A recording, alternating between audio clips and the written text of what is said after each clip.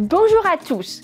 Dans des arrêts retentissants du 13 septembre, la Cour de cassation écarte deux articles du Code du travail en se fondant sur le droit de l'Union européenne. Ces décisions ont été rendues afin de permettre aux salariés d'acquérir des droits à congé pendant des arrêts de travail pour maladie. Ces décisions ont un impact important pour les entreprises.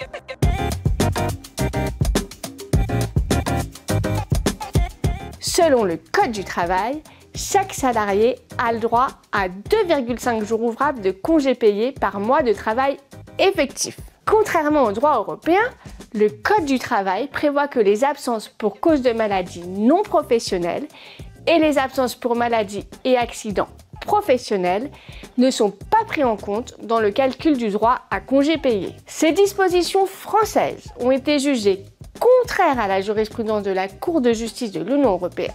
Depuis 2012, la CJUE affirme en effet qu'en application de la directive sur l'aménagement du temps de travail du 4 novembre 2003, tout travailleur a droit à un congé annuel payé d'au moins 4 semaines, qu'il soit en arrêt maladie pour accident du travail ou en arrêt maladie professionnelle et maladie non professionnelle. Toutefois, la directive ne peut pas être invoquée directement dans un litige entre un employeur de droit privé et un salarié. En revanche, en 2018, la CJUE a jugé que l'article 31 de la Charte des droits fondamentaux, qui énonce que tout travailleur a droit à une période annuelle de congés payés, est directement invocable par un salarié devant une juridiction nationale. La CJUE a précisé que le juge national doit alors laisser inappliquée la réglementation française nationale qui est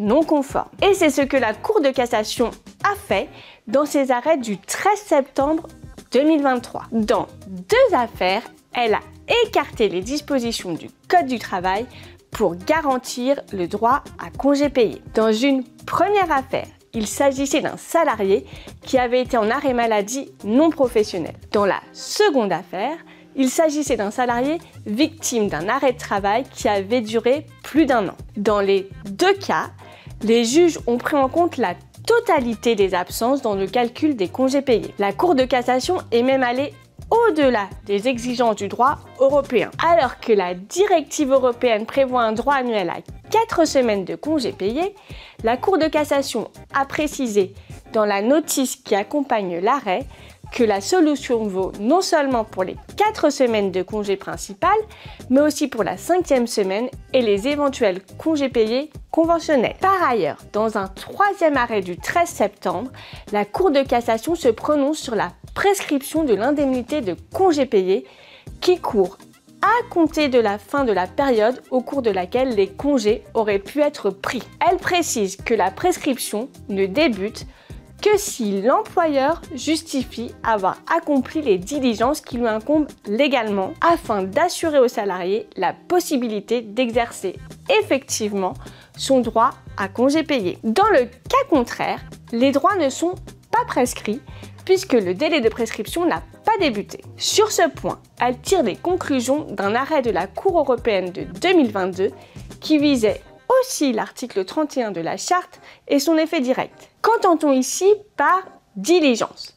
Eh bien, il s'agit pour l'employeur d'informer les salariés sur la période de prise et sur l'ordre des départs en congé. Notre conseil: gardez une preuve de l'information faite aux salariés sur la période et l'ordre des départs en congé. Organisez dès à présent la prise de congés payés des salariés en maladie. Je vous rappelle que pour la période d'acquisition de congés en cours, il faut tenir compte des jours d'absence pour maladie. Quant aux périodes antérieures, les conséquences sont difficilement maîtrisables, alors même que les employeurs se sont conformés au Code du travail. Il peut également être possible de fixer par accord collectif une période maximale de report des congés payés pouvant être de 15 mois ou plus, en référence à la jurisprudence européenne. À très bientôt pour une nouvelle présentation de l'actualité sociale.